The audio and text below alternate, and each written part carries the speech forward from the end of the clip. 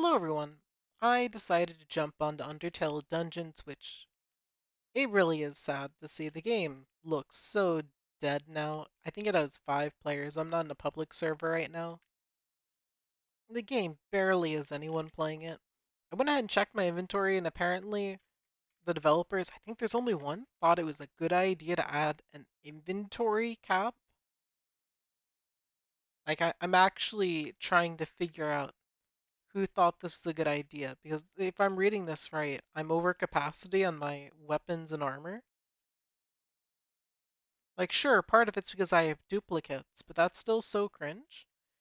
You just add 30 as a cap and you can't increase it when there's more than 30 drops in the game.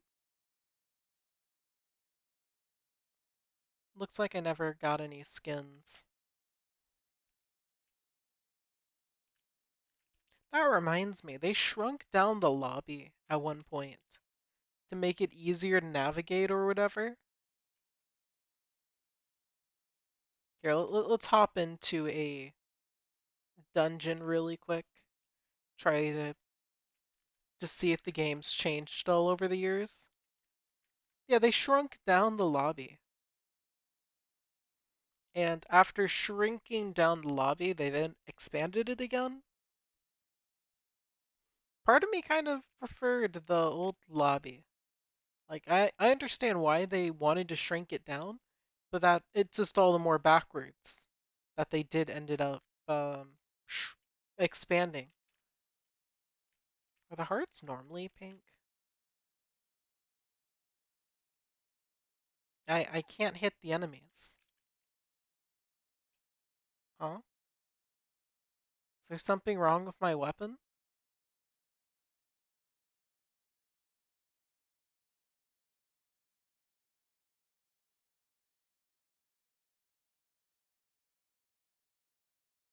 Let's switch to the blade.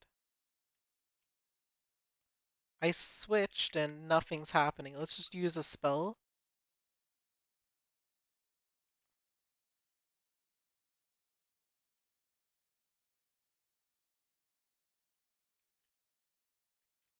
Okay.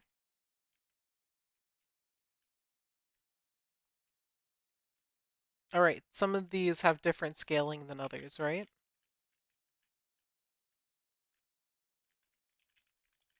I would love to be able to.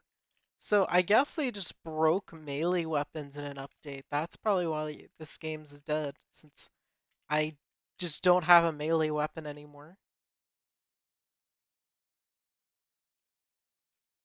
That's really goofy.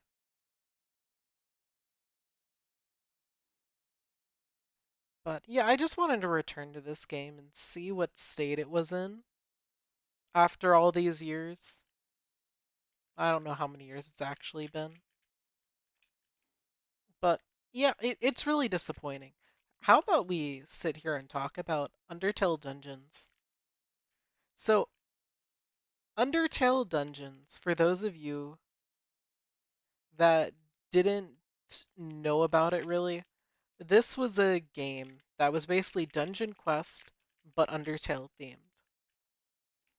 Overall, it was one of the game series on my channel that helped me grow.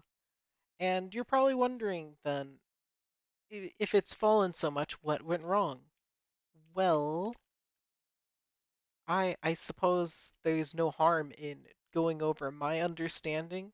Keep in mind I might get some details wrong since it has been literal years. But essentially, Undertale Dungeons, it first it started out, let's see. I think I started playing around when Asgore was the last boss, or maybe it was when Core was the last boss. Asgore came out, I made a guide for it. It was great. And then I made a guide for each following fight. So where am I going with this? Well, the first kind of there were wacky things going on, right? You I think the first little meme that got my attention for the game was kind of going down in quality. was when I made a little showcase of a boss fight, and because you could see me entering it, they went ahead and just banned me from the Discord because I posted it on YouTube. And it kind of follows a running theme where they just have a really weird policy on bans. Uh, there are other things where they would ban people for what is it? I'm assuming that doesn't go in my inventory since I'm past the limit. They would have a really weird policy on their bans. That one was specifically Discord, but they would ban people in game for the goofiest reasons. Yeah, this is what a public server looks like for the game. Pretty dang disappointing.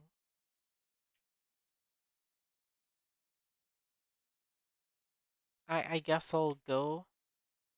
Let's try Snowden Blizzard. Okay, so continuing on, I didn't really prepare anything for this. I just jumped in. Uh, they had a goofy policy. They eventually unbanned me when the person who banned me admitted that they didn't even watch the video where I committed the apparently bannable offense. And I moved on. Yeah, melee just doesn't work. If you don't have a spell, you just have to kind of sieve and take the L. Okay, so the game quality, Asgore was a mid boss, but it had a clear strategy. And then they had, what was it? After that, it was Omega Flowey. Omega Flowey, I think a lot of people would say, was one of the peak fights of the game. Asriel ended up just being a huge stat check. If you had bad stats, you would suffer. And the problem is, at starting with Omega Flowey, they started a very weird trend where they would just start making all the bosses solo for a while. And this was previously a multiplayer game, but they were basically starting to shift over to a single player angle. Omega Flowey was solo, okay, but at least it was a peak fight. Then Asriel was solo. Okay, that's weird because their health was basically a raid boss. I think it took me about 20-30 minutes straight of fighting, and I was one of the strongest players, like one of the absolute strongest at the time. And it still was a struggle for me for the first run until I got the good loot. So, with that in mind, then comes the fight that I think first really started to send the game on a downward spiral.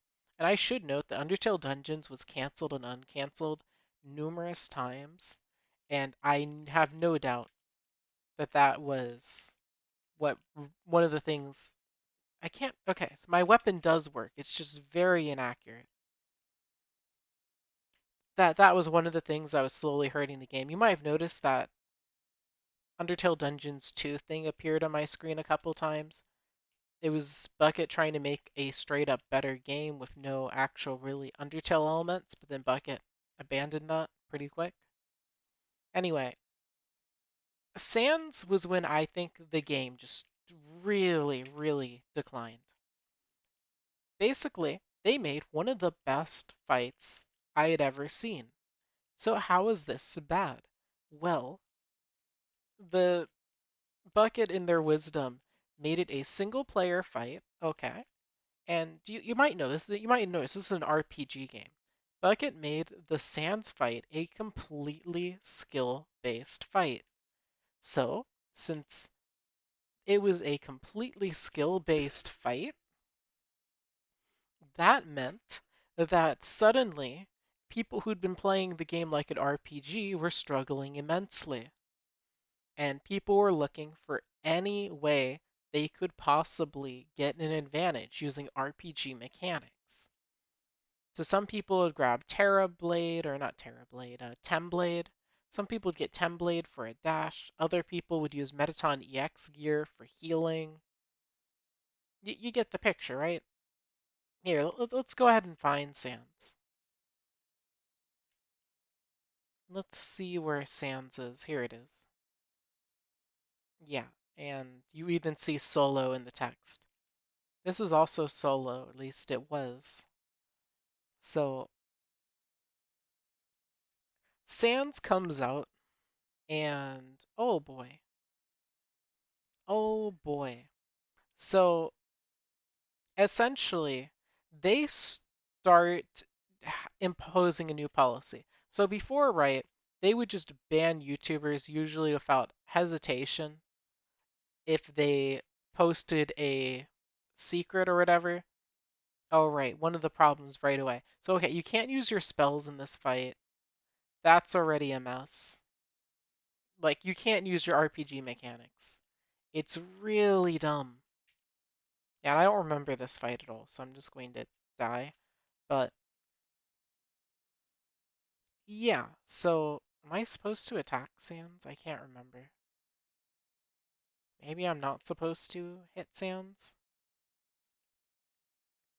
So RPG mechanics disabled, that's fine. But players are struggling because they're going, hey, how do I beat this character? They find RPG mechanics, it works, it helps them. And this is where they begin their kind of really anti YouTube and streamer things, right? If you accidentally found a secret on a stream, you would probably get banned for it if reported. Okay, so then what's next on that agenda? Okay, well, with Sans, it was a single player fight. You couldn't really be banned for something you did in the Sans fight unless you posted it.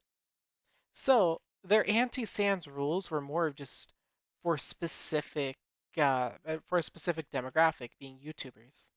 So if I fought Sans and then I showed myself maybe using Temblade or using the Metaton heals, yeah, very likely you'd get banned. Especially they fixed the Temblade one pretty quick, so I don't know if they actually really banned anyone for it. But the Metaton one, they banned so many people. Someone would just be publicly showing their runs off in uh Discord, banned. Like instead of just disabling the equipment, this is a single player fight, and they were getting mad that people were cheating, quote unquote, in a single player fight. And I'd like to remind you that this is an RPG game. They're using RPG items. It was the dumbest thing I'd ever seen, just specifically wanting to focus out YouTubers. For some reason, that was the most problematic thing that they could think of. I thought I finally got through the phase, but not quite. I think this is where I die, right? Yeah, you get like a little heal, but I'm probably going to die. So anyway, yeah, I didn't do any of the item things, and I thought I was good. I made a guide on the first phase, and then later I made a guide on the second phase. However, I had to take down my second phase guide because apparently if you dodge an attack by walking out of it, that was considered not allowed. And by walking out of it, I mean at one point during a platforming section, you could jump up there for about 5 seconds to dodge one attack, and that would be bannable, apparently. So they started banning YouTubers in mass, from what I could tell, and they decided that wasn't enough, so then they just started to try banning people who were wearing the Metaton gear in the lobby. So, just without proof. It was really goofy. I put on the Metaton armor and just sat in lobbies, and I think I managed to rack up a few reports without doing anything. So that was amusing.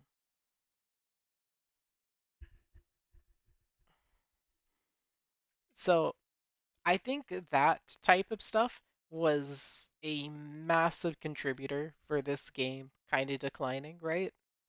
If you ban a bunch of small time YouTubers, right? They're not going to play your game anymore.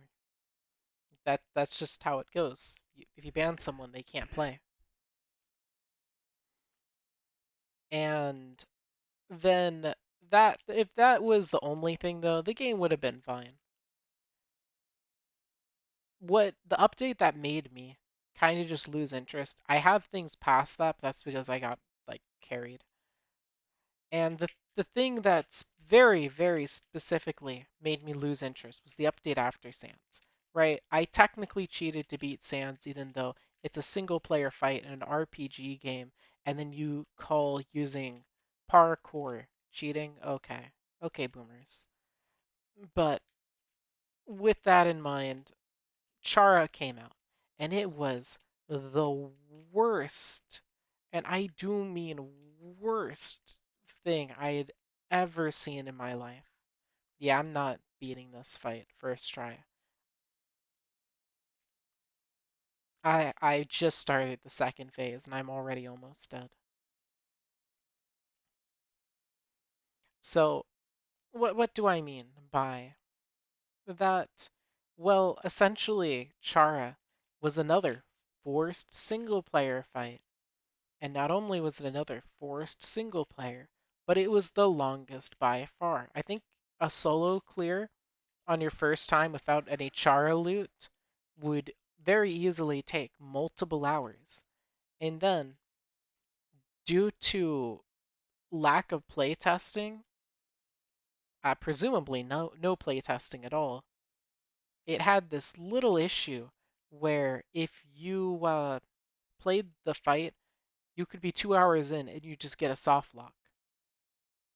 And then since you get a soft lock, you'd have to restart. It would just have lots of moments where you'd be forced to restart. You'd have to kill every enemy. And if an enemy fell out of the map, well, guess what? It wasn't killed.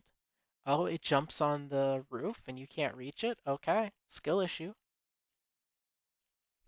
So, yeah, I think I did multiple streams where I was trying to get through it, and by the end, I was just ranting about the game because I was very upset that the game had declined. I think this is possibly the last part here, but I'm totally dead. Yeah.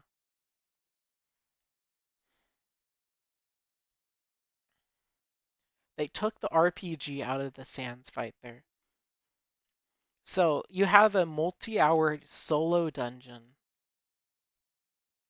Unsurprisingly, it's going to be tough. But then you add in the whole, oh yeah, you just have to randomly lose all of your progress in it and restart. Here it is, Megalo Strike Back. Oh, now I'm the only one in the public lobby. That's unfortunate. So yeah, this would take a couple hours. However, there was a way to shorten it, right? On your first run before you get the great drops. And the strat to shorten it, you won't believe this. All you had to do was spend Robux in order to get the new spells in the game. If you spent what was it, 1,000, 2,000 to get both spells, I'd have to check the price, and I'm currently in it. If you did that, then great. You could then clear this much more easily. You see all this terrain? Yeah, this terrain would make the place already more difficult. You have to account for hills. You can't fire down, so if an enemy is just sitting below you, well, skill issue, I guess. And not only that, but these enemies, like, I'm killing them in one shot, but when this came out, they would take numerous hits. So you'd have to run around, kite them, and worst of all, these things would take percentage of your health. So since they take percentage, at least I think they were, I'm not going to test it because I don't want to die. Either they did an insane amount of damage or they did percentage. If one of them got on top of you, they could kill you near instantly. But due to that, you'd have to constantly sit there with 1 to 2 healing spells. Oh wait, but if you're sitting there with healing spells, your damage output just went down. Yeah, look at this. I can't fire down, So the safest way to fight these things is to then patiently wait for them to go up. It's just patiently. I remember. Why is Spam to Neo there? I remember seeing some remakes. It's a shame those never went anywhere. But yeah, this already, reaching this point, was like 30 minutes to an hour, I think. Just because of how much health these things were given, it looks like 4 billion. And so often, one of these would soft lock and you'd lose all your progress. If it didn't take so long to kill them, you might be able to succeed. If the game auto opened doors and didn't make you kill every single one, again, maybe that'd be workable. But yeah, this dungeon was what, for the most part, made me quit this game. Like I usually try to avoid complaining about the game too much since I was, actively a YouTuber of it for a bit, but I mean, yeah, no wonder this lags if they just put all the other dungeon maps in the map. Yeah, that would cause performance issues on weaker computers. Boy. Oh, yeah, you see, it's stuff like that. They just start falling from the sky. Now imagine when they're falling from the sky that they happen to, yeah, they do percent health. I'm dead. Or wait, no, I managed to barely live.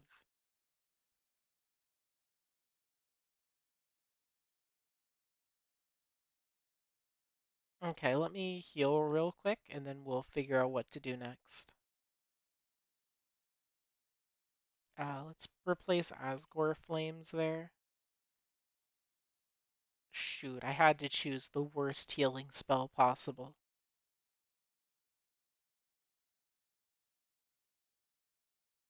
Okay, let's try Jubble. Why am I taking so many L's on healing spells? Which one is heal pulse? There's heal pulse.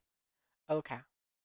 So yeah, this is what you'd have to do. If you get hurt, you'd have to sit here and heal up.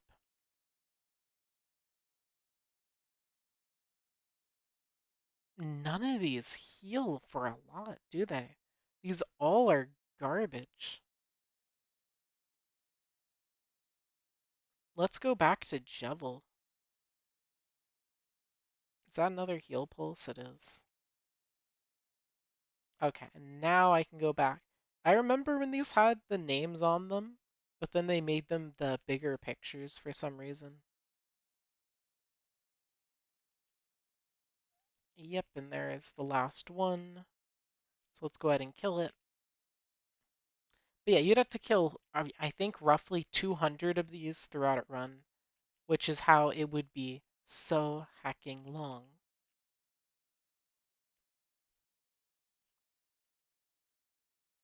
I overall, if I'm unclear on why I think Undertale Dungeons was just kind of a mess, their really weird policy towards, you know, just having things that could ban streamers, so the game was not safe to stream, and in many cases, they would catch YouTubers on these secret rules.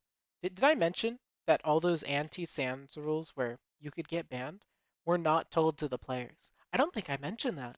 Yeah, they didn't tell you that those were the rules. They were secret rules explicitly targeted towards YouTubers. So if you didn't know the secret rules, yeah, you'd just get banned. Like, it seemed very clear to me that either staff would that was responsible for bans was incredibly incompetent, or they just really hated YouTubers, streamers, and advertising for their game. Because I mean, I learned about so many games because some YouTuber or streamer plays it. So clearly, that wasn't something the Dungeons team was necessarily too interested in. At least at that time, maybe it changed later. But yeah, the bizarre policies made it really difficult to be a committed channel to play the game. Having secret rules and then, or hey, you can walk, or I remember when they had the full map. Yeah, you can walk around the map and explore. But if you accidentally find a secret, then we'll just ban you. It's fine. Oh my gosh, this will be the first time I've ever cleared the dungeon. I think the boss is the easiest part. I don't think the boss does. Oh wait, no, the boss does totally do percent health too. Okay, so the boss does percent health, so that just means I need to actually dodge the attacks.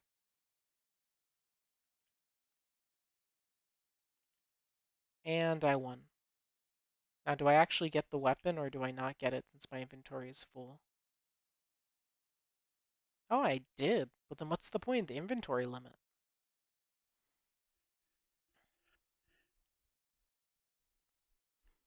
I know that the game, that like around Chara, I think the game got canceled one of the many times it got canceled. It came back, but then it got canceled. I don't know the exact amount of times that Bucket gave up on the game and then returned to the game, but probably quite a few times. I think there was like a special item drop you could get if you did 250 cores, but I assume that they got rid of the way to get it. This was a game I enjoyed, but overall, what hurt the game was just really, really bizarre, questionable, and at times incompetent management. I don't know how much of it was Bucket specifically, right? Like to my memory, I think Bucket was like the only one coding, and they were the game owner, but maybe someone was just secretly banning everyone for bizarre rules that Bucket never wanted enforced. I doubt it, but maybe. I think though the concept of having secret rules is bizarre, and Undertale Dungeons is an example of a game that really liked its secret rules. Heck, there is an area back before they replaced this where you could go through. It was easy to go through and do stuff.